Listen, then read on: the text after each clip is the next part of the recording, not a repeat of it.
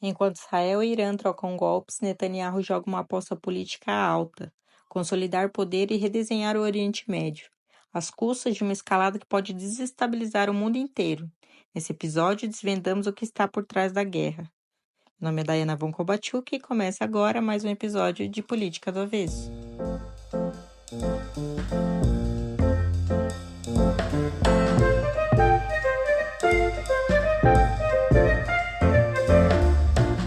E hoje abrimos espaço para um olhar analítico sobre um conflito que voltou a ocupar o centro da cena internacional e que revela com todas suas camadas o funcionamento de uma ordem mundial desequilibrada, seletiva e cada vez mais desafiada pelos próprios excessos.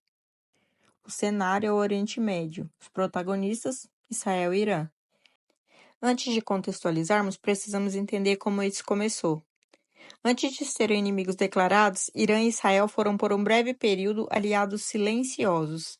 O ano era 1948 e Israel acabava de ser criado a partir do Plano de Partilha da Palestina, aprovado pelas Nações Unidas. O Irã se opôs àquele plano porque alertava que ele poderia gerar estabilidade duradoura na região. Mas, paradoxalmente, foi o segundo país muçulmano a reconhecer formalmente o novo Estado israelense, logo depois do Egito. Essa decisão só pode ser compreendida dentro do contexto político do Irã na época, sob o regime monárquico da dinastia Pahlavi, liderado pelo Mohammad Reza. O país mantinha relações estreitas com o Ocidente e era um governo fortemente secularizado, alinhado aos Estados Unidos e às potências europeias. Israel, por sua vez, buscava romper o isolamento imposto pelos seus vizinhos árabes. Davi Ben-Gurion, então primeiro-ministro, via no Irã um parceiro estratégico, uma ponte possível em meio a um ambiente hostil. Essa aproximação era sustentada por algumas distinções relevantes. Embora muçulmano, o Irã é de maioria xiita e etnicamente persa, o que diferencia da maior parte do Oriente Médio, majoritariamente sunita e árabe. Essa condição singular permitiu ao Irã manter certo distanciamento das grandes alianças pan-árabes que se opunham a Israel. Durante as décadas de 1950 e 1960, Israel e Irã mantiveram relações discretas. Houve cooperação militar, intercâmbio de inteligência e até diálogo econômico, tudo cuidadosamente mantido longe dos holofotes para evitar reações dos países vizinhos. Mas essa relação estratégica seria profundamente abalada em 1953, quando o Irã enfrentou uma grave crise interna de poder.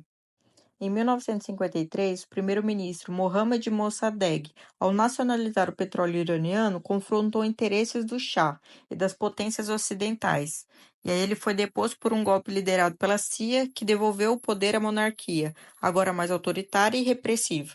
Esse autoritarismo acabou alimentando o cenário para a ruptura mais definitiva, a Revolução Islâmica de 1979, liderada pelo Ayatollah Ruhollah Khomeini. A revolução pôs fim à monarquia e instituiu a República Islâmica. O novo regime, de orientação teocrática, rompeu imediatamente as relações diplomáticas com Israel. A antiga embaixada israelense em Teherã foi entregue à Organização para a Libertação da Palestina. A oposição a Israel tornou-se um dos pilares da nova ordem política iraniana. Mais do que uma posição diplomática, passou a ser uma marca ideológica. Israel passou a ser apresentado como uma extensão do imperialismo ocidental, ao lado dos Estados Unidos e da Europa. A partir daí, a rivalidade se tornou estrutural. Israel passou a considerar o Irã seu principal inimigo regional. E o Irã, por sua vez, ampliou seu apoio a grupos que fazem parte da oposição armada ao Estado israelense, como o Hezbollah no Líbano e, mais recentemente, o Hamas. Israel acusa o Irã de fomentar o terrorismo com motivações antissemitas, e o Irã responde alegando que apoia a resistência à ocupação e à colonização dos territórios palestinos. Essa hostilidade bilateral, alimentada ao longo de décadas, se tornou o eixo de uma das disputas geopolíticas mais duradouras e instáveis do Oriente Médio. A transformação de aliados discretos em inimigos ideológicos não ocorreu por acaso. Foi resultado direto de reviravoltas políticas, intervenções externas e mudanças profundas nas estruturas de poder dos dois países. E olha só o que aconteceu. Israel realizou um ataque aéreo contra 2 instalações nucleares no Irã. Cerca de 40 aviões participaram dessa operação e os alvos foram 2 pontos muito estratégicos: um centro ligado ao desenvolvimento de armas nucleares em Natanz e um reator nuclear inativo na cidade de Arak. Esse segundo alvo, pessoal, ele nos chama a atenção por uma razão muito importante. Trata-se de uma usina de água pesada, um tipo específico de reator que pode produzir plutônio como subproduto. E como sabemos, o plutônio pode ser usado em armas nucleares, ou seja, mesmo inativo, mesmo não estando operacional, o simples fato de existir essa estrutura é visto por Israel como uma ameaça potencial. As autoridades iranianas que confirmaram o ataque afirmaram que a instalação já havia sido evacuada antes dos bombardeios e disseram também que não havia risco de contaminação radioativa. Esse reator ele fica localizado a 250 quilômetros ao sudeste do Teherã e ele foi iniciado nos anos 2000, mas teve suas obras suspensas após aquele acordo nuclear firmado em 2015 entre o Irã e as potências ocidentais, além da Rússia e da China. Esse acordo, que prevê a limitação do programa nuclear iraniano em troca de alívio nas sanções, começou a ruir em 2018, quando os Estados Unidos, sob a presidência de Donald Trump, se retiraram unilateralmente do pacto. A partir daí, o Irã passou a anunciar planos para reativar essas estruturas, inclusive o reator, dizendo que a reativação dessas estruturas seria ali utilizada para fins médicos. Mas para Israel, esse argumento não foi suficiente. Na semana do ataque, o Benjamin Netanyahu veio a público para afirmar que a principal instalação de enriquecimento de urânio em Natanz havia sido atingida e, segundo ele, destruída pelas forças do seu país.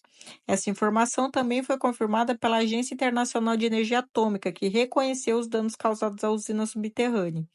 Do lado iraniano, a resposta foi que não havia qualquer intenção de produzir bombas. Eles disseram que a reativação dessas estruturas tem fins exclusivamente civis, o que já havia sido confirmado pela própria diretora da Inteligência Nacional dos Estados Unidos lá em março, que o Irã não estaria desenvolvendo uma arma nuclear. Então, esse ataque ele reflete uma escalada clara na rivalidade entre os dois países que há décadas se veem como ameaças existenciais mútuas, né? E Israel tenta impedir qualquer avanço iraniano que possa, no futuro, representar o risco concreto. Mas, ao agir dessa forma, unilateralmente, sem uma coalizão internacional, sem o respaldo institucional das grandes potências, o país acaba ampliando a tensão regional e fragilizando ainda mais o que restou do equilíbrio diplomático. E isso tem consequências devastadoras, porque quando uma potência regional toma a iniciativa de bombardear alvos sensíveis em território de outro Estado soberano, ainda mais em uma área tão volátil como o Oriente Médio, o risco de escalada é imediato. E as repercussões, elas ultrapassam os dois protagonistas. E mais, o que esse episódio revela sobre a fragilidade dos acordos internacionais, sobre a erosão da diplomacia e sobre a forma como o uso da força vai, pouco a pouco, substituindo o diálogo. Em um cenário onde o multilateralismo enfraquece a geopolítica, também começa a ser ditada por decisões unilaterais. Essa guerra é, acima de tudo, um embate entre os três líderes.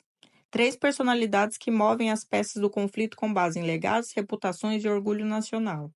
Para Netanyahu, o confronto com o Irã serve dois propósitos: restringir o espaço político interno, monopolizando o discurso de segurança, e fixar sua imagem como líder indispensável perante o eleitorado fragilizado pela crise em Gaza.